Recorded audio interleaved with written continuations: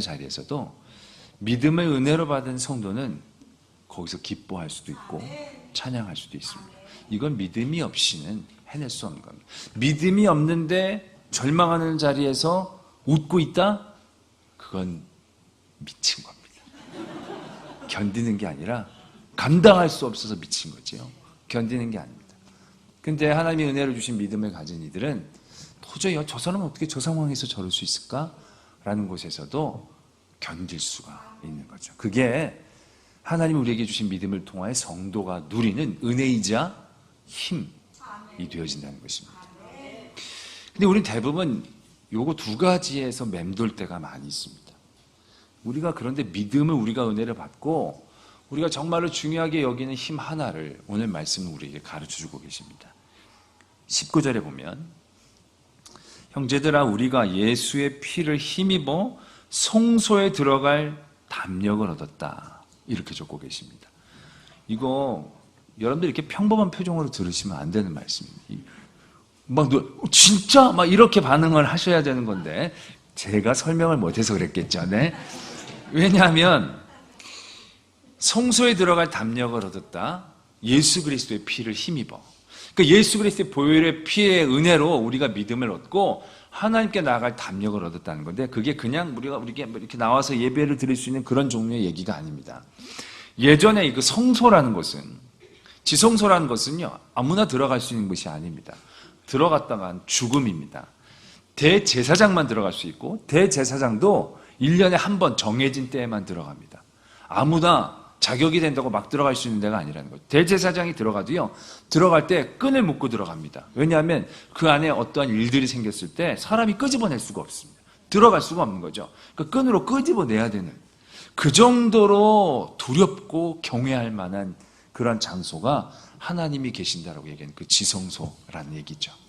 근데 하나님이 예수 그리스도의 피로 우리에게 은혜를 주시고 믿음을 주시면 그 휘장을 뚫고 지성소로 나아갈 담력을 얻게 된다는 것입니다. 이게 굉장히 중요한 믿음의 은혜이다라는 얘기죠. 그 믿음은요, 제가 말했던 이 세 가지 요소들이 함께 있어야 그게 건강한 믿음이 되어집니다.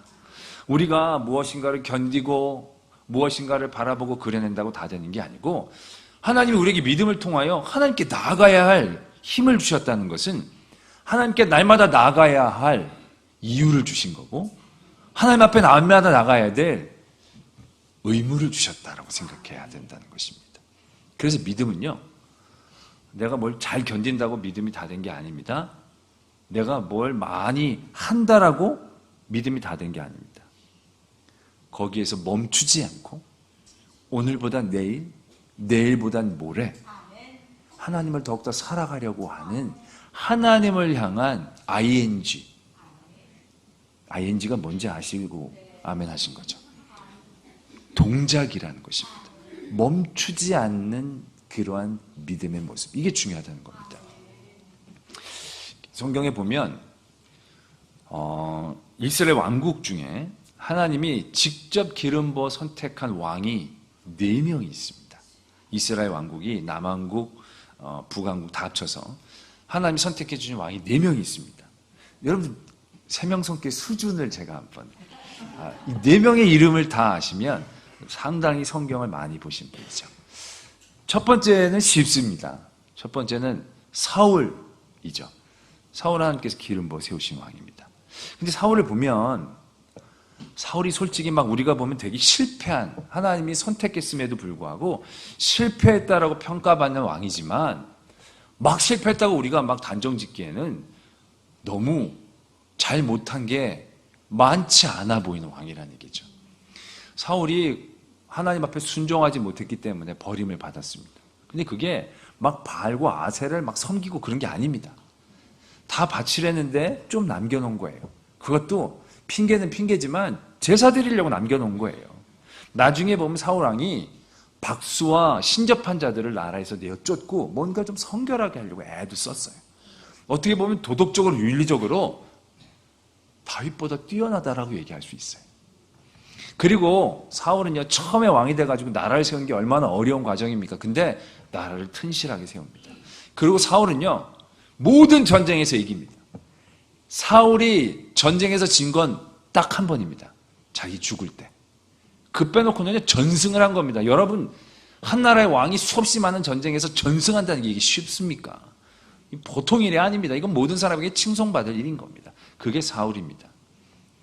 그런데도 불구하고 사울은 자기가 저지른 일에 대해 비해서 우리가 세상적인 관점에서 평가한 어떤 죄의 형량으로 따진다면 너무 과혹한 평가를 받은 왕이라고 얘기할 수 있다는 것입니다. 뭐 때문에 그렇게 됐을까? 두 번째 왕은 다윗입니다. 다윗은 뭐 잘한 왕이니까 나중에 얘기하고요.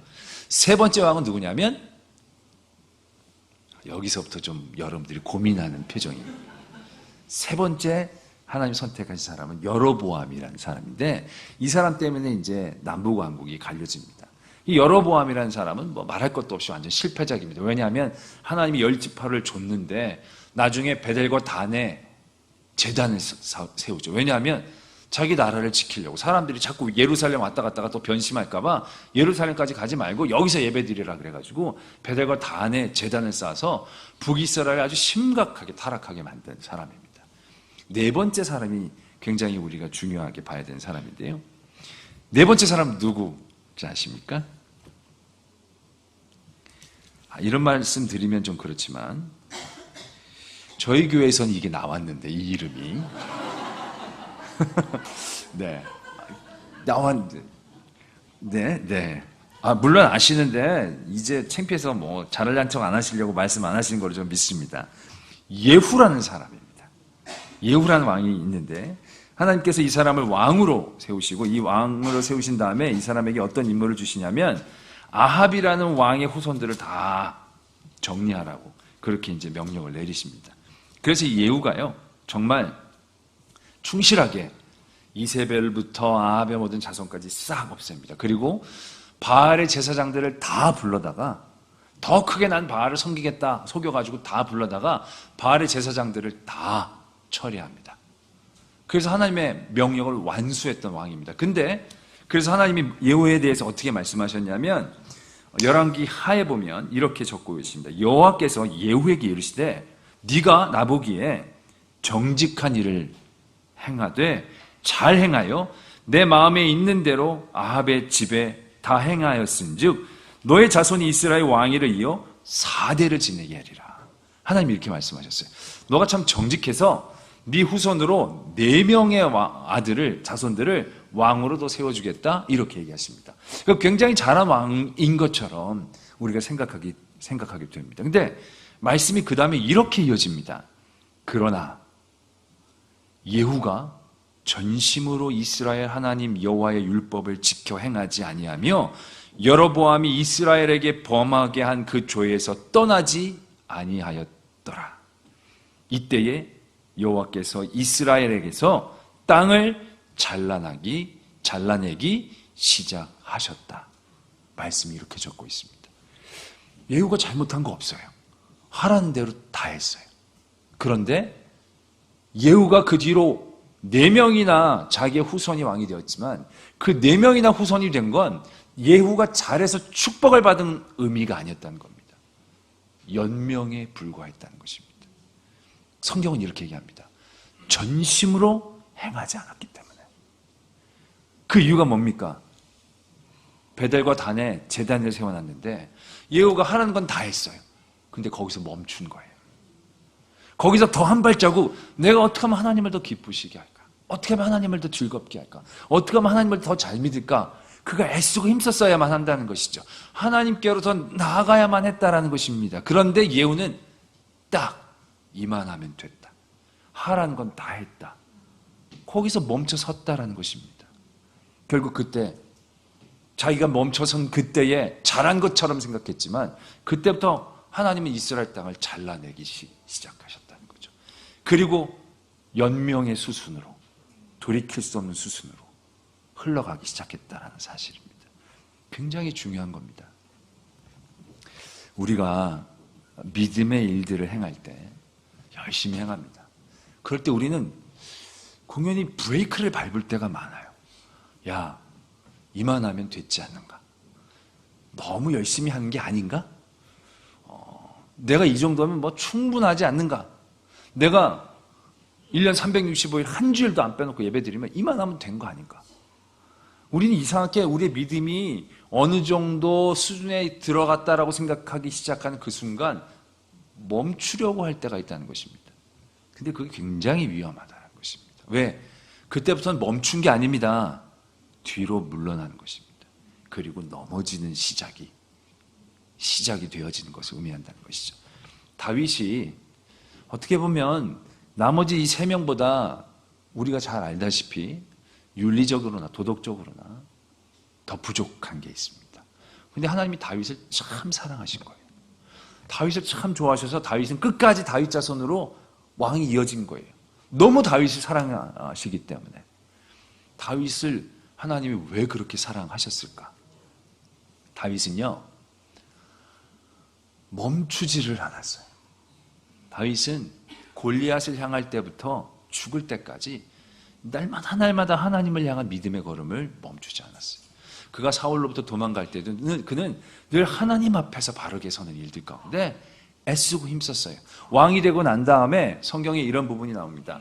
주위의 모든 원수들을 무찌르사 평안을 주셨을 때, 그때 다윗이 뭘 했는 줄 아십니까? 그가 그의 궁에 있으면서 나단 선지자를 부릅니다. 그리고 이렇게 얘기합니다.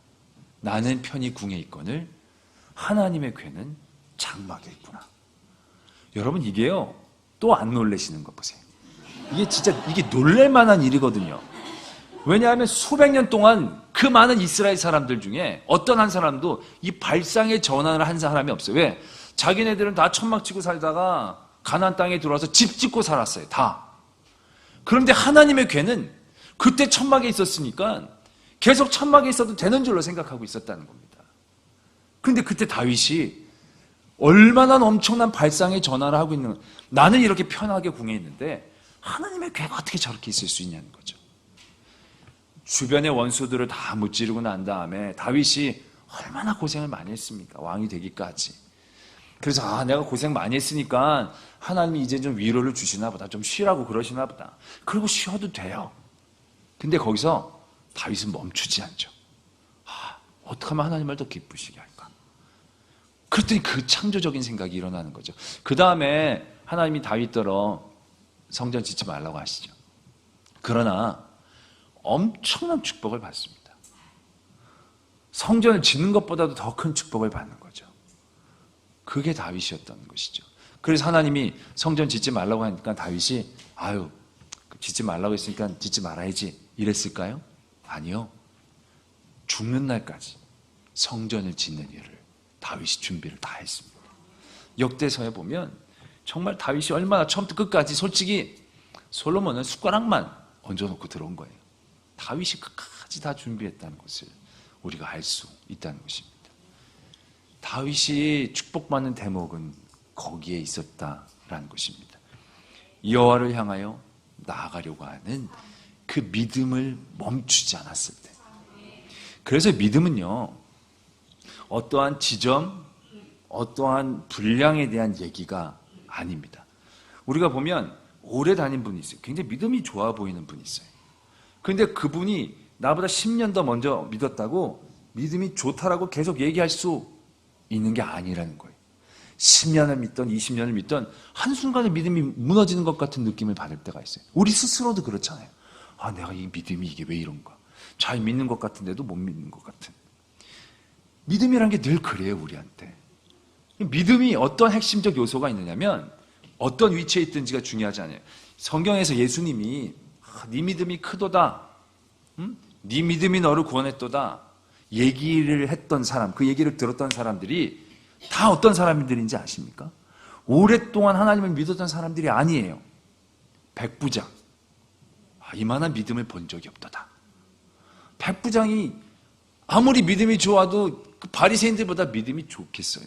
그런데 백부장이 칭찬을 받은 거예요. 네 믿음이 구원했다. 네 믿음이 크도다. 수로보니게 여인. 여러분들 아시죠? 그 딸을 고쳐달라고 했더니 개에게 줄 수 없다. 그 부스러기도 개들이 취하지 않느냐. 네 믿음이 크도다. 칭찬받은 사람들은 이방인이에요. 다 이방인. 그러니까 그 사람들이 유대인들보다 바리새인들보다 믿음이 앞선 사람이 아닌데 거기 있었는데도 예수님이 그 사람들의 믿음을 칭찬하신 거예요. 크다. 이만한 믿음이 없다. 무엇을 의미하는 것입니까? 그때 그들이 간절히 예수 그리스도를 바라보고 예수 그리스도를 향하려는 그 마음들을 그들이 끊임없이 나타내게 되었을 때 예수님은 그 믿음을 칭찬하신 거죠. 어떠한 위치의 자리가 아니라는 것입니다. 휘장을 향하여 담대히 나아가려고 하는 자세들. 그래서 22절에서 보면 참마음과 온전한 믿음으로 하나님께 나아가자. 그 마음을 우리에게 다시금 일깨워주고 계신다라는 것이죠. 여러분, 제가 지난달에 안식년이었습니다. 그래서 은혜를 입어서 이탈리아에 있는 아주 좋은 휴양지에 가서 쉬는 은혜를 누렸습니다. 제가 좀 쉬려고 했더니 거기가 좋다고 그래서 갔습니다. 거기는 동양인이 없습니다. 동양인이 저희 일행밖에 없었습니다. 4일을 있었는데 4일 동안 동양인을 못 봤습니다. 근데 제가 거기 가서 참 놀란 게 유럽 사람들은 우리랑 노는 수준이 다르다는 걸 깨닫게 됩니다. 아침에 이제 호텔에서 일어나면 유럽 사람들은 별거 안 해요. 그냥 천천히 수건 하나 쭉 들고 와가지고 그 수영장이나 잔디밭에 침대에 그냥 딱하니 누워요. 그러다가 좀 있다가는 책을 턱하니 봐요. 그러다 또 책 보다가 또 내려놓고 그 앞에 있는 수영장 가서 수영을 샥 해요. 근데 수영도 보면 유럽 사람들이 다 똑같은 수영을 해요. 어떤 수영을 하냐면 우리는 하프 막 이런 거 하잖아요. 그런 거 안 합니다. 여기 밑으로는 안 내려갑니다. 딱 고개만 이렇게 슉 이런 거 하나같이 이 수영을 해요. 유럽 사람들은. 근데 나중에 알고 봤더니 이 유럽 사람들은 하프는 이게 주변 사람들에게 피해가 갈 수 있잖아요. 그러니까 이거는 몸을 식히는 수영이라는 거예요. 운동하는 수영이 아니고 이게 휴양 수영이라는 거예요. 유럽 사람들은 다 슉. 여러분 유럽 가서 촌스럽게 이러지 마십시오. 이러는 거 하십시오. 딱 보는데 완전 우리랑 다르고 저희 일행은 아침에 일어나면 오늘 어디 갈까 막 찾는 거예요. 그 바쁘게 나가죠. 또 저녁에 이제 돌아다니다가 오는 거예요. 근데 이 사람들은 하루 종일 그냥 거기 있는 거예요. 그래서 우리도 한번 저렇게 해보자. 그래가지고 그 다음날은 아침에 일찍 가까운 데 갔다 와서 오후에 저도 수건을 촥 들치고 책 하나 딱 들고 베드에 딱 넣었습니다. 그리고 딱 책을 보려고 그랬더니 눈이 부셔서 보이지를 않아요. 그 사람들은 어떻게 보고 있는 건지 모르겠어요. 나는 2분도 못 보겠는 거야. 그래서 덮고 그럼 누워 자보자. 누워 자는데 5분 있으면 궁금한 거예요. 옆에 뭐가 있나? 옆에 뭐가 있나? 그 수영장도 한 군데 가서 쭉 가다가 수영장이 몇 개가 주변에 있어요. 그럼 여기도 다니고 저기도 다니고 돌아다니는 건 우리 일행밖에 없는 거예요. 그거 하려고 그랬더니 어렵더라고요. 수준이 노는 수준이 다른 거예요. 그러니까 그 사람들이. 그런데요, 제가 그 다음날이 되니까 깨달아지는 게 있는 거예요. 그 사람들이 안 돼 보이는 거예요. 왜? 갈 때 다 가보고 해볼 거 다 해보니까 아침에 일어나서 그런 게 필요 없는 거죠. 그냥 척 들르고 팍 눕다가 샥 하고 또 척 들르다 팍 누르고 샥. 그걸 오늘도 하고 내일도 하고 모레도 하고 글피도 하는 거예요. 그렇게 부러워 보이지 않더라고요. 그러면서 그런 생각을 했습니다. 유럽이 얼마나 안정된 은혜를 받은 땅인가. 참 잘해놓고 살고 수준 높게 아까도 말씀을 드린 노는 게 우리랑 수준이 다릅니다. 그런데 그 동네마다 수없이 많은 교회와 성당들이 있습니다. 근데 그 교회와 성당들이 이제는 그 사람들이 가는 데가 아니다라는 얘기죠. 관광객들이 돈 내고 들어가는데 예배를 드리고 미사를 드리는 데는 한 귀퉁이 조그만 데서 드리는 거예요. 그들이 많은 것들을 누리고 많은 것들은 갖고 있었지만 하나님을 향한 열정을 잃고 있었을 때 그들은 자신의 삶들을 잘라내고 있는 시간을 보내는 것뿐이었다는 겁니다. 주신 은혜에 대하여 은혜가 더 은혜되게 그것을 누리고 기뻐하고 감사하며 성숙하고 성장하는 시간들이 아니었고요. 그냥 죽을 때를 기다리며 그냥 슉 하고 자기 삶을 잘라내는 그러한 모습으로밖에 비춰지지 않았다. 것입니다. 그러면서 제가 다시 한번 우리를 바라보고 걱정이 되는 겁니다. 지금 우리나라도 보면 이만하면 진짜 많은 은혜를 받은 거죠. 그래서 요즘 보면 우리도 보면 여행들 참 많이 다니십니다. 우리 교회도 보면요, 제가 억장이 무너집니다. 진짜 이게 연휴만 되면요 명절 같습니다. 다 여행을 가고 이게 주 5일 이게 완전히 정착이 되면서요, 뭐 조금만 붙으면 막 다 여행 가고, 여행 가지 말라고 말도 못 하겠고, 뭐 하여튼 나도 갔다 오는데 너만 가냐 나도 가냐 이러면 할 말도 없고, 진짜 답답한데 제일 답답한 건 신앙적인 도전이 멈춰진다는 거죠. 1년에 두세 번 정도는 빠져도 뭐 괜찮지 않겠는가? 1년에 뭐 하루 이틀은 딴 데 가도 되지 않겠는가? 마음이 이렇게 먹혀 있다는 거죠. 물론 주일날 빠지는 게 막 다 죽을 죄를 졌다라고 얘기하는 게 아닙니다. 여러분 1년에 주일 한 번 빠지면 지옥에 갑니까? 어려운 질문입니까? 그거 지옥에 안 갑니다. 그럼 2번 빠지면 지옥에 갑니까? 몇 번까지 빠져야 하나님이 봐주십니까? 그런 거 없습니다. 근데 중요한 건 지키려고 하는 마음을 잃어간다는 것입니다. 한 주도 빠지지 않고 지키려고 하는 마음들이 우리 안에서 상실되어져 간다는 거죠. 한 주 빠져도 되지. 그럼 그건 2주 됩니다. 2주는 금방 3주가 되고요. 한 달이 됩니다. 그러다 어느 순간인가 1년에 한 달만 나가면 되지 라고 마음 먹지 않으리라고 누가 얘기할 수 있습니까? 지금은 이렇게 예배를 드리지만 4대가 지난 이후에 세명성교회 과연 얼마나 남아있을 수 있겠습니까? 우리야 지키지만 우리가 더 하나님을 향한 열정을 잃어버린다면, 우리가 잘 믿었으니 후손은 복 받겠지라고 여기서 딱 멈추고 4대까지만 끌려고 생각한다면 그건 4대가 가는 게 아닙니다. 그냥 호흡기 끼고 연명하는 것뿐일 겁니다. 오늘 히브리서는요, 대단한 핍박과 위험 가운데 처한 성도들에게 주시는 말씀입니다. 이건 핍박과 위협뿐만이 아니라 유혹 가운데에서도 우리에게 주시는 말씀일 겁니다. 이 시대를 사는 그리스도인, 천국을 바라보는 믿음의 능력이 있습니다. 힘들고 어려운 삶의 자리를 참아내는 능력 있습니다. 그런데 담력을 가지고 힘있게 날마다 하나님께 더 나아가려는 믿음의 능력은 어떠한가? 오늘보다 내일 더 열심히 믿기 위해, 이번 주보다 다음 주에 더 영적으로 성숙하기 위해 우리는 얼마나 하나님에 대하여, 하나님을 믿는 것에 대하여 고민하고 애쓰는데 우리가 집중하고 있느냐라는 거죠. 여러분들은 어떤 고민을 제일 많이 하십니까? 건강 고민. 교인들끼리 모여도요, 아픈 얘기, 뭐가 좋다는 얘기, 이게 반이 넘습니다. 2번째, 집값 얘기. 어디가 오른다, 떨어졌다, 좋대더라, 안 좋대더라. 3번째, 자식 얘기. 하나님 얘기는 언제 합니까?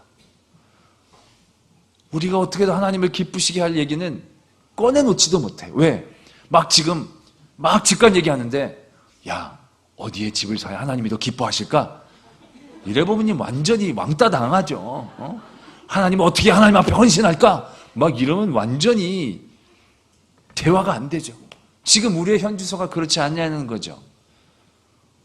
하나님은 소망하고 어려움은 잘 견디지만 더 나아가려고 하는 일들을 우리가 얼마나 애쓰고 힘쓰는가 라는 것에 대한, 오늘 히브리서를 통한 하나님이 우리에게 주신 도전에 있어서는 우리가 많이 부끄럽다는 생각들을 합니다.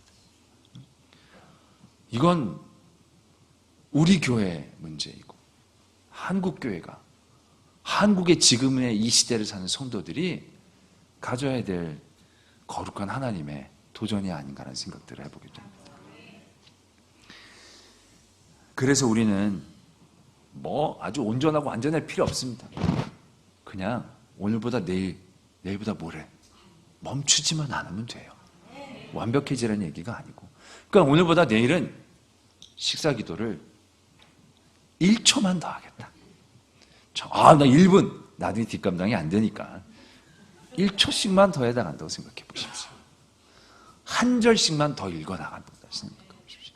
내가 예배 전에 10초만 더 일찍 와서 10초만 더 기도하고, 그래서 이번 주보다는 다음 주에, 다음 주보다는 그 다음 주에 조금씩 더 먼저 나와 기도하고, 그러면서 어떻게 내가 더 믿음을 키워나갈지에 대한 고민이 우리에게 있어야 한다는 것입니다. 그리고 이 고민을 할 때 우리가 정말로 중요하게 여겨야 될 기준이 있습니다. 우리가 예수님 더 잘 믿고 하나님 앞에 나가야 되는데 더 애쓰고 힘써야 될 것이 있습니다. 오늘 이제 22절에 보면, 어떻게 보면 이제 19절의 말씀을 더 잘 풀이한 말씀인데, 이 말씀에 보면 이렇게 적혀져 있습니다. 우리가 마음의 뿌림을 받아 악한 양심으로부터 벗어나고 몸은 맑은 물로 씻음을 받았으니 참 마음과 온전한 믿음으로 하나님께 나가자. 말씀이 이렇게 적혀져 있습니다.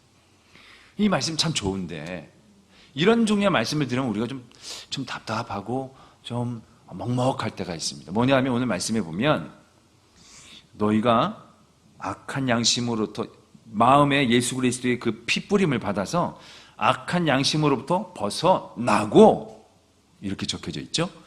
맑은 물로 온몸이 깨끗하게 씻음을 받았으니, 받았다, 벗어났다, 이게 확정적으로 얘기하고 계십니다. 어떻게 완성형입니다. 완성형이라고 말씀을 하시는데 우리의 믿음의 모습을 보면 이게 좀 깨름직해진다는 거죠. 왜냐하면 이게 우리가 악한 양심으로부터 벗어났다라고 얘기하시는데 내 삶의 자리를 바라보면 아직 벗어나지 못한 것 같은 느낌을 받을 때가 있다는 것이죠. 오늘 저녁 예배 나올 때만 하더라도 여러분들이 속에서 저녁 예배 갈까 말까? 오늘 또 무슨 헌신 예배고 길 텐데 오늘은 쉴까? 이런 음성이 마음속에서 들린 적이 없으십니까? 이런 마음이 들렸으면 이게 악한 양심인데 벗어나지 못한 거죠. 아니, 벗어났대는데 하나님은 줬대는데 난 받은 것 같지 않은 이런 느낌들. 성경에서 이런 부분들이 적지 않습니다. 보면 구원이라는 게 대표적으로 그렇죠. 예수 그리스도만 믿으면 너희는 구원을 받았다.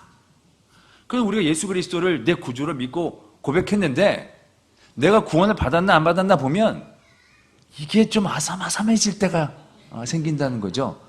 어떻게 보면 구원을 받은 것 같기도 한 거예요. 난 예배도 잘 드렸고 막 이러면 내 구원을 받은 것 같은데 예배 시간에 졸았는데 그걸 하나님 기억하실까?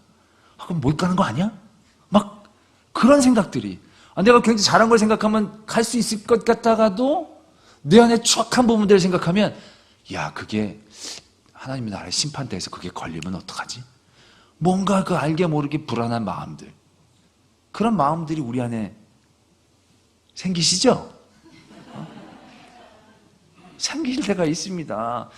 평안을 너에게 주노니 하나님은 줬대는데 난 받은 기억이 없는 거야. 누리는 기억이 없는, 평안이 없는데 줬대는데 왜 나는 못 받은 것 같지? 응? 믿는 자에게 능치 못함이 없다. 이건 애시당초 포기한 말씀이야. 난 믿는데 능치 못한 게 능한 것보다 더 많어. 아예 그냥 포기해버려. 이건 그냥 액자에 있는 글씨인 거야. 이렇게 다가올 때가 많이 있다는 것입니다. 왜 이런 현상이 일어날까라는 거죠. 주셨대는데 하나님은 송신자는데 수신자가 없어. 이게 왜 이럴까? 이게 굉장히 중요한 포인트입니다. 그것 때문에 시험도 들고 절망도 하고 포기도 하고 그냥 그렇게 살아나게 우리를 만드니까요. 이건요, 우리가 이해의 틀을 바꿔야 됩니다. 이해의 틀을 바꿔야 됩니다. 전도서 이제 6장에 이런 말씀이 있습니다. 어떤 사람은 그의 영혼이 바라는 모든 소원에 부족함이 없어 재물과 부요와 존귀를 하나님께 받았으나 하나님께서 그가 그것을 누리도록 허락하지 아니하였다. 사람이 비록 100명의 자녀를 낳고 또 장수하에 사는 날이 많을지라도 그의 영혼은 그런 행복으로 만족하지 못하고 또 그가 안장되지 못하면 나는 이르기를 낙태된 자가 그보다 낫다 하나니, 이런 말씀이 있습니다. 우리는 가지면 되는 거라고 생각합니다. 우리는 뭔가 가지고 싶어 합니다. 그래서 모든 것들도, 신앙적인 것들도 우리는 소유로 생각합니다. 근데 가졌다고 다 누리는 게 아닙니다. 그러면 내가 100살을 건강하게 살고 자손을 100명이나 낳았고 내가 건강을 누려도요, 낙태된 자보다 못할 수 있다는 겁니다. 가졌다고 누리는 게 아니고 누린다고 다 복이 아니라는 겁니다. 우리는요, 늘 세상적인 관점으로 하나님의 일들을 바라보고 이해하려니까 그게 이해가 안 되는 거예요. 어떤 부자 청년이 예수님을 찾아온 사건을 우리가 기억해낼 수 있습니다. 청년이 이렇게 묻습니다. 어떻게 하여야 영생을 얻겠습니까? 계명을 지켜라. 계명을 잘 지켰습니다. 그랬더니 예수님, 다 팔고 나를 따르라. 그 청년이 재물이 많아서 근심 걱정하면서 돌아갔다는 말씀이 있습니다. 우리는 돈이 많은데 그걸 다 팔라 그러면 어떻게 되나? 그 누가 하나? 이런 생각을 하게 됩니다. 예수님이요, 근데 그렇게 그 청년에게 얘기한 건 무리한 부탁을 한 게 아닙니다.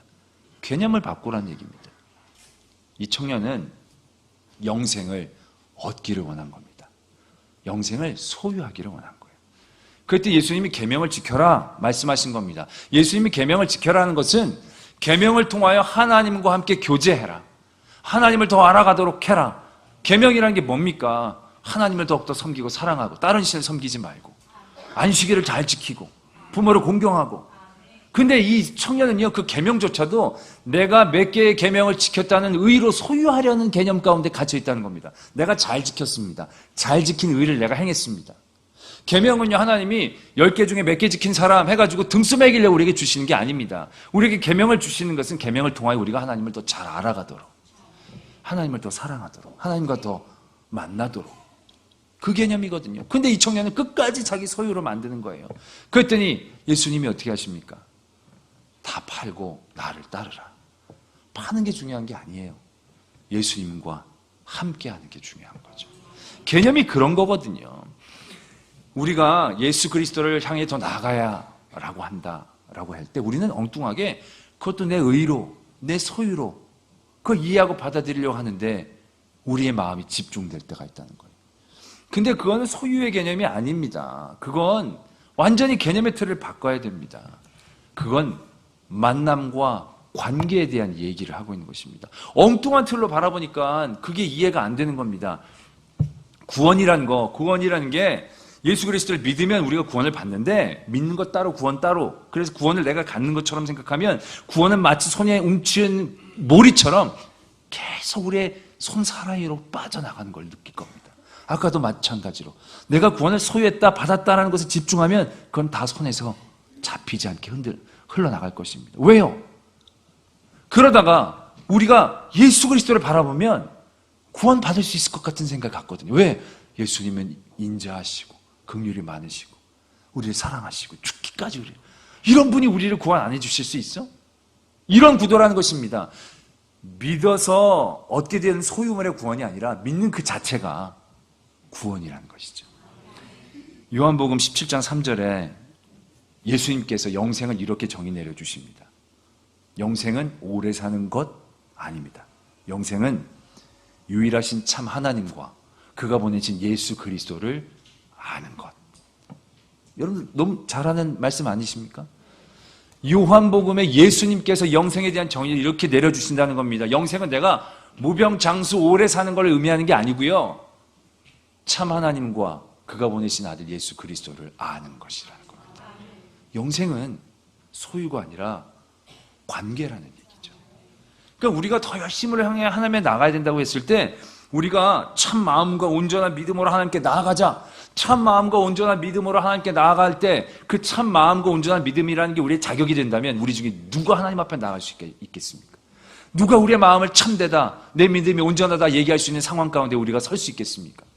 자격에 대한 얘기가 아닙니다. 오늘도 악한 양심으로부터 벗어나고 깨끗하게 씻음을 받고 우리가 어떻게 깨끗하게 씻고 악한 양심으로 언제 벗어납니까? 언제? 예수 그리스도를 부르짖을 때, 예수 그리스도를 붙잡았을 때, 예수 그리스도만 의지할 때 이런 상황이 벌어지게 되는 겁니다. 지금 극심한 많은 환난 가운데에서 성도들에게 우리가 마지막까지 끝까지 붙잡아야 될 한 가지를 오늘 히브리서 우리에게 가르쳐 주시는데, 그게 바로 뭐냐면 예수님에 대한 관계라는 겁니다. 예수님이 주신 그 어떤 게 아니라 예수님 더욱더 바라보고 예수님 함께 더 나아가는 그 마음이라는 것입니다. 이게 우리에게 있어야 된다는 것입니다. 그 다음에 사랑과 선행, 모이기를 패하는 어떤 사람의 습관을 멀리하고, 예배 많이 드려라, 이게 얘기가 다가 아닙니다. 착한 일을 많이 해서 선을 쌓아라, 이 얘기를 하는 게 아닙니다. 이 일들을 통하여 예수 그리스도에 대해 더욱 집중하라는 거죠. 예수 그리스도의 관계의 기쁨, 예수 그리스도와 함께하는 것에 대한 축복과 감사를 우리가 늘 깨우쳐야 된다는 얘기를 하고 계신다는 것입니다. 그래서 믿음은요, 잘 살기 위해 믿으면 이건 믿음이 아닙니다. 믿기 위해 살아야 그게 믿음이 되는 것입니다. 내가 오늘보다 내일보다 모레 더 믿는다면 그 믿는 건 잘 살기 위한 믿음이 아닙니다. 의로워지기 위한 믿음이 아닙니다. 예수님을 더 사랑하기 위한 나의 삶이 되어져야 한다는 것이죠. 이게 왜 관계 중심이 중요하냐면요, 제가 이제 길을 가는데, 여러분들이 길을 가는데 옆에 전 보시는 분이 앉아 있어요. 그분이 나한테 물을 조심해라 오늘은, 그러는 거예요. 이 뭐야, 나 목사인데 어디서 우리 그런 게. 그리고 갔는데 갑자기 물이 약간 고여있는 곳에서 미끄덩거리는 거예요. 아, 깨름직하죠. 아, 저기 용하네. 막 그래도 난 예수님 믿는데 뭘 두려워, 이래. 또 지나가는데 그 점장이가 또 얘기하는 거야. 오늘은 버스 타지 마라, 내가 어제 얘기했지, 그런 거야. 사탄아, 물러가라, 넌 날 넘어지게 하는구나. 그 버스를 탔어요, 담대하게. 예수님이 함께 하시면. 그때 그 버스가 사고가 딱 나는 거예요. 아, 진짜 기분이 꿀꿀해지는 거죠. 그러나 지나갔더니 그때 점장이가, 내 말 맞지? 내일은 절대 밖에 나가지 마. 밖에 나가면 무릎이 깨질 거야. 얘기를 하는 거예요. 근데 그 다음 날이 주일이에요. 그럼 여러분 어떻게 하시겠습니까? 굉장히 노골적이고 직접적인 질문일 겁니다. 1번, 하나님도 내가 무릎이 다치는 걸 원하지 않으실 거예요. 그리고 그냥 있는 거죠. 2번, 그래도 양심이 있으니 집에서 인터넷을 통해서 예배를 드리고 은혜를 받자. 3번, 내가 무릎을 지키려고 믿는 게 아니고 목을 내놔도 하나님을 살기 위해 사는 것. 살 수 있을 때까지, 갈 수 있을 때까지 나는 주의 성전을 향하여 나아가리. 몇 번을 하시겠습니까? 몇 번이 답입니까? 강요된 답 말고 여러분들의 솔직하고 실제적인 답. 이게 관계 중심이 아니면, 관계에 대한 기쁨을 깨닫지 못하면 이게 안 됩니다. 어떤 애가 엄마랑 시장에 갑니다. 애가 엄마한테 얘기합니다. 엄마, 오늘 소고기가 먹고 싶은데 소고기 사주면 안 돼? 그때 엄마가, 야, 오늘은 돈이 별로 많이 없다, 닭고기 먹자. 닭고기를 산 거예요. 그래서 이제 마트에 가서 이제 엄마가 닭고기 하나, 닭 한 마리 주세요. 이제 줬어요. 이제 싸고 있는데 옆에 멋지게 생긴 그 아주머니 한 분 있다고 오시더니 등심 5인분 주세요. 얘기하는 거예요.